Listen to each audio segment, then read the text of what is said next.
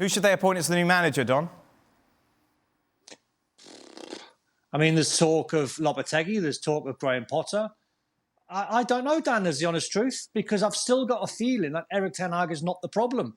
I'm clutching onto that. I really am. Why? What have you seen, Don? I think he's part of the problem, Don. What have you seen that's made you Whether we hang like on it to or this? Well, it's not so much in what I've seen in Ten Hag, apart from what I've seen last season winning a trophy in top four. But that's gone. That's finished. I'm not really seeing that much of him. But I just think you replace Erik ten Hag with Graham Potter. Is that going to fix everything? Not in my opinion. Lopetegui? Not in my opinion. If they went for a fantasy signing like Zidane, that's not going to work neither. Because Craig's right. You're looking at a team and a squad that's a shambles. So you almost sit back and go, well, it can't all be on the manager. He's got too many problems to deal with.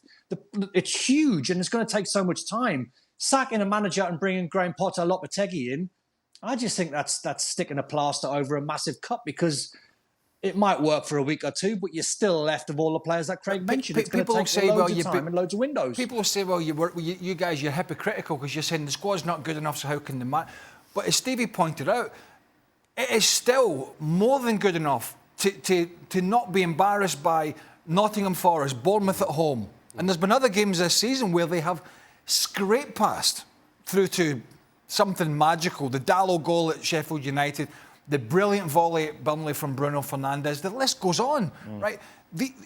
Even with a big injury list and suspension, you should not be going to Burnley and Sheffield United and be toiling in the manner in which they have been. You should not be beaten 3-0 at home by Bournemouth, and it should have been 4 if it wasn't for the handball right at the end.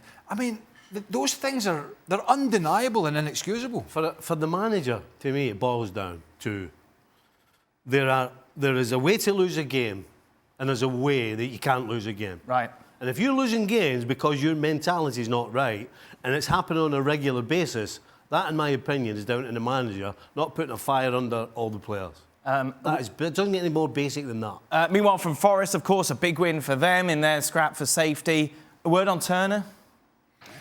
Yeah, I think January is going to be a big worry for him in terms of the new manager possibly asking for a more experienced goalkeeper for the Premier League. Yeah, he saved that one at the end that sort of they went on to score from, but he struggles with the ball at his feet. He looks a little bit nervous. I don't think he imposes himself in the penalty area. He's not the biggest. He's not a bad goalkeeper, but I think that could be one of the positions that the manager goes out and said, do you know what? And they have got I think they've got another great guy in there that was in the side and then he's been replaced. But I think from the manager's point of view, I think clearly he's wanted a different dimension to Steve Cooper. He wants to be a bit more positive. I think Cooper, obviously, it was harsh because he did such a great job, but they've wanted to move in a different direction. I think we're going to see a more positive Nottingham Forest, but I think Matt Turner will be glad to see February the 1st if they've not brought in another goalkeeper. In some ways, he's unlucky that the new manager is a goalie. Because most of us rely on our goalkeeping coach. Right. Unless you play the position, we as outfield players don't know that much about goalkeeping. Apart from spilling it in the back of the net. Apart from throwing it in. So the fact that Nuno's a goalkeeper is probably bad news for him.